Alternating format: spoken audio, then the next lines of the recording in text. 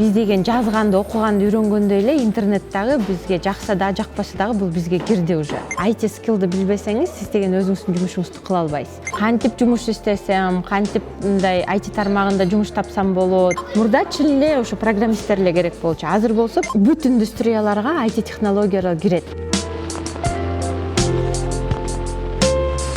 Көбүнчө адамдар, мен ушу байкадым, интернетти мындай враг народа кылып неметишет да.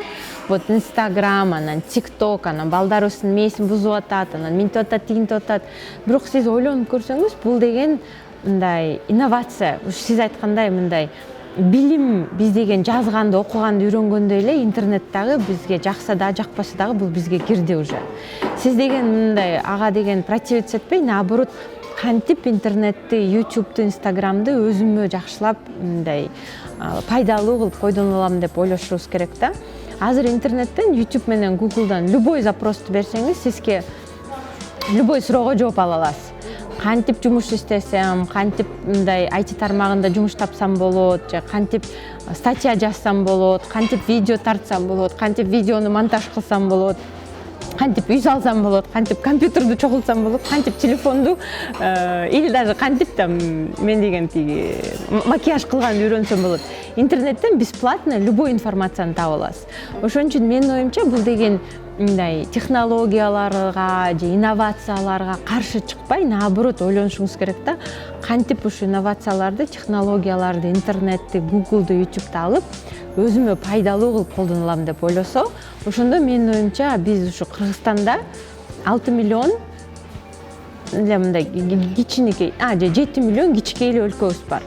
Биздин деген сууга же океанга же мындай чоң сууга мындай доступубуз жок.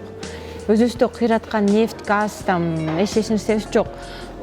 Биздин четибизде чоң өлкөлөр бар. Ошон үчүн биздин өнүгүшүбүз, биздин мындай акынобуз же эшигибиз мындай дүйнөгө, ушу дүйнө жүзүнө бул интернет. Интернет менен биз Кыргызстанда жашап дүйнө жүзүнө иштей алабыз. Ушу границадан экспортту жок эле, өзүбүздүн экспорт, импорттон зависит этпей, биз интернет менен экспортировать этип, импортировать эте алабыз. Өзүбүздүн креативдүү колдонгон мейибиз менен. IT индустрия бул азыр иши күндөн күнгө көбөйүп келатат. Эмнеге дегенде, мурда IT бул жөн эле IT продукттар болчу. Азыр болсо IT ошол эле Яндекс Такси. Биз деген мурда таксини чакырыш үчүн атайын операторго звонить этип, анан ушундай телефонный колл-центр операторлор деген жумуш бар болчу. Азыр ал жумуш жок. Эмнеге дегенде, Яндекс деген приложение аны деген жоюп салды. Сиз деген азыр бирөөгө звонить этип, мага такси жөнөт дебейсиз. Сиз деген приложениени ачасыз дагы, таксини чакырасыз, такси өзү эле келет. Сизге ошондой оператор деген жумуш жоюлуп кетти. Ошол эле мурда мындай көптөгөн профессиялар бар болчу да, ошол эле банктагы операционисттер. Азыр сиз деген мобильный банкингге кирип, өзүңүз эле там бир нерсени сатып аласыз, же телефонго төлөйсүз, же бир нерсе кылып, ошондой эле офлайн профессиялар жоголуп кетип атат.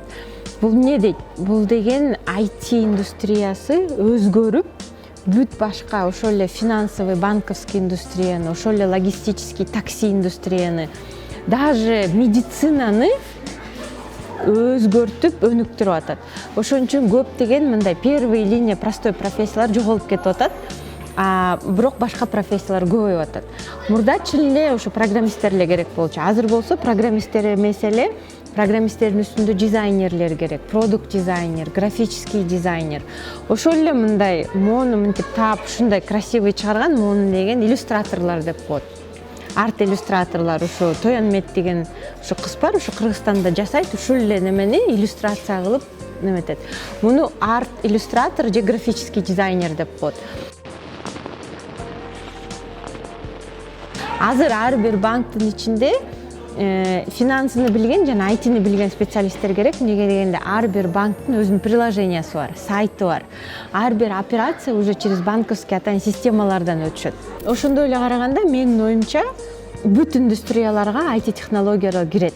Бүгүн болбосо дагы эртең же 1 жылдан кийин же 3 жылдан кийин. Кыргызстанга возможно кечирээк жетет. Бирок ар бир индустрияда ITге плюс-минус кирилишкен профессиялар пайда болот. Ошон үчүн мурда билесизби, английский тил. Англис тили өзү аябай мода болуп, только мындай эң там кыйындарлы үйрөнүш. Азыр болсо англис тил бул деген мындай база. Сен англис тилди билсең, сен просто бул жакшы дополнительный скилл.